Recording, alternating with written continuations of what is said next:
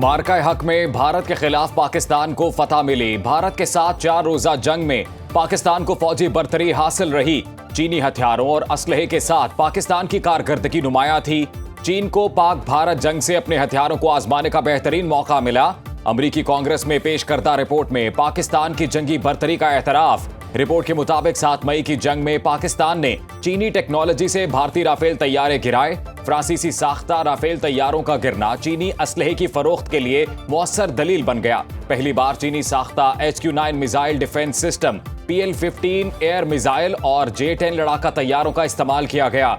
Report के मुताबिक चीन ने रवा बरस पाकिस्तान को जदीद तरीन J-35 लड़ाका तैयारे, बैलिस्टिक मिसाइल्स, KJ-500 एयरक्राफ्ट फरोख्त करने की मंजूरी दी।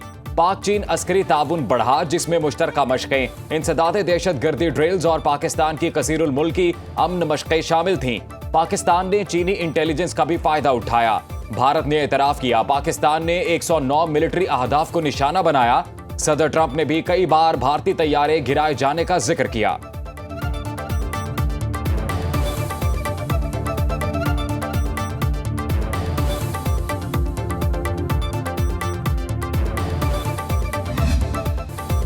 भारत पाकिस्तान से दोबारा जंग लड़ना चाहता था। अमेरिकी सदर डोनाल्ड ट्रंप का इंकशाफ।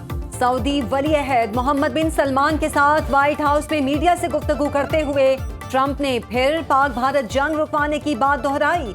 कहा, भारत दोबारा जंग चाहता था जिसे उन्होंने शुरू होने से पहले रुकवाया। अब दोनों मुल्क अच्छे इकदाम कर रहे हैं। दुनिया में 8 बड़ी जंगें रुकवाने पर फख्र है। तिजारत की बुनियाद पर जंगें रुकवाई। सदर ट्रंप रूस और यूक्रेन जंगबंदी के लिए भी पुरुमीद। मजीद कहा, ईरान के साथ न्यूक्लियर डील के लिए तैयार हूं। दोनों मुल्क बातचीत कर रहे हैं।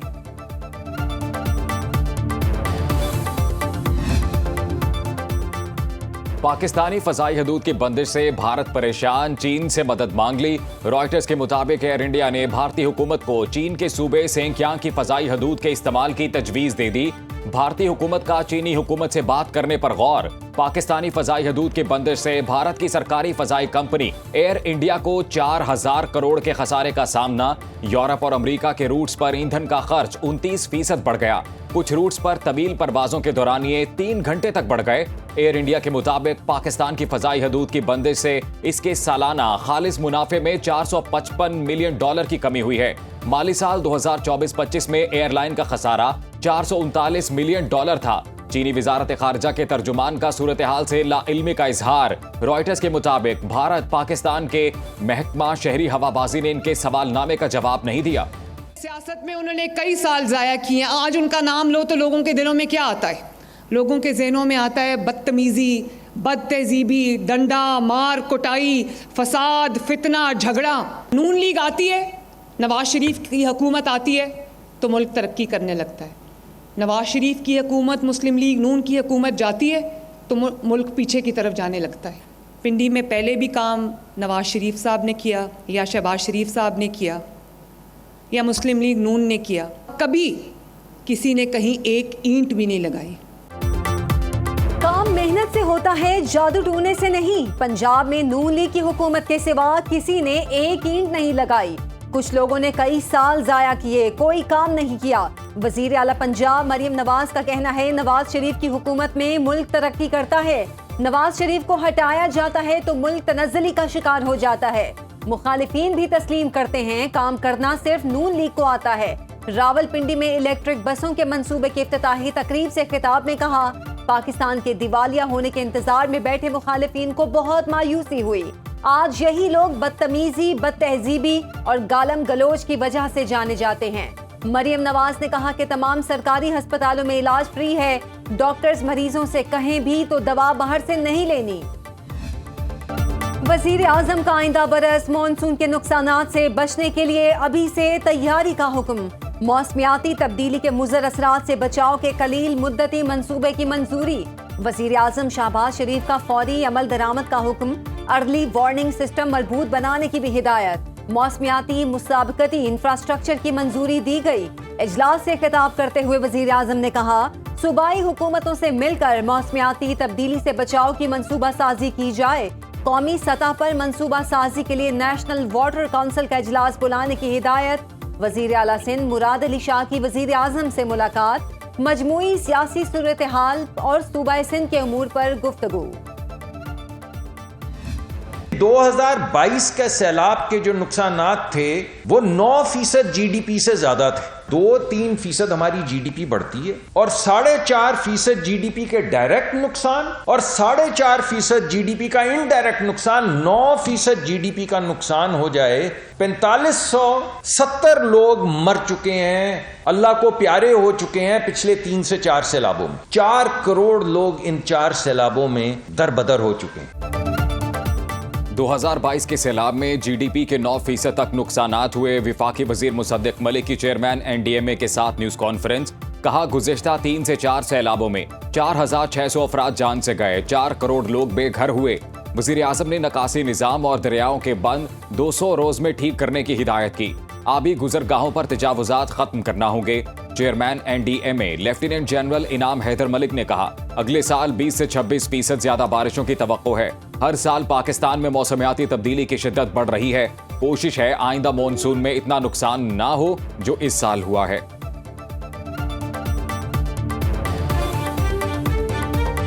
दो 2026 के मानसून में इस साल के मानसून की निस्बत से तकरीबन 22 से 26% ज़्यादा इंटेंसिटी मुतवक्को है, जिसका मतलब यह होगा कि वक्त से ज़रूरत से ज़्यादा या वक्त से पहले ये ग्लेशियर्स की मेल्टिंग होगी। एबटाबाद ज़िमनी इलेक्शन में उमर अयूब की अहलिया पीटीआई की उम्मीदवार। वजीर आला खैबर पख्तूनख्वा सुहेल आफरीदी का ऐलान। एबटाबाद में जलसे से खिताब करते हुए कहा, उमर अयूब की अहलिया को उमर अयूब से भी ज्यादा वोट मिलेंगे। इलेक्शन के दिन बदमज़गी हुई तो इंतजामिया और पुलिस को रात होने से पहले तब्दील कर देंगे।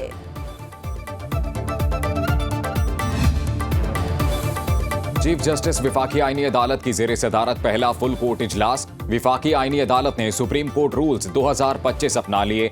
नोटिफिकेशन के मुताबिक विफाकी आईनी अदालत के रूल्स बनने तक सुप्रीम कोर्ट रूल्स अपनाए गए हैं, जिसके मुताबिक विफाकी आईनी अदालत का कम से कम 2 रुकनी बेंच केस की समाअत करेगा। विफाकी आईनी अदालत में 5 जजेस की इंट्रा कोर्ट अपील 6 रुकनी लार्जर बेंच 24 नवंबर को सुनेगा।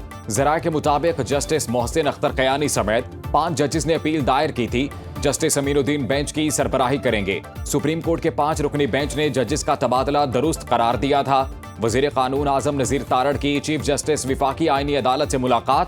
अदालत से मुतल्लिक अमूर पर गौर।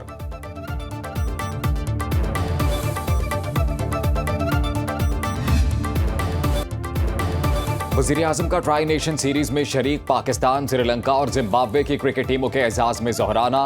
इस मौके पर शहबाज शरीफ का कहना था कि श्रीलंका और जिम्बाब्वे की टीमों ने ट्राई नेशन सीरीज में शिरकत करके काबिल सताइश जज्बे, महारत और लगन का मुजाहरा किया। तमाम खिलाड़ी अपने अपने मुल्क की बेहतरीन नुमाइंदगी कर रहे हैं। पाकिस्तान में इंटरनेशनल क्रिकेट का इनकाद मुल्क के मुस्बत तशख़्ख़ुस और अमन इस्तेहकाम का सबूत है। जोहराने में वज़ीर आला सिंध मुराद अली शाह, वज़ीर इत्तलात अता तारड़, वज़ीर दाखिला मोहसिन नकवी समेत विफाकी वज़रा और अहम शख्सियात ने शिरकत की।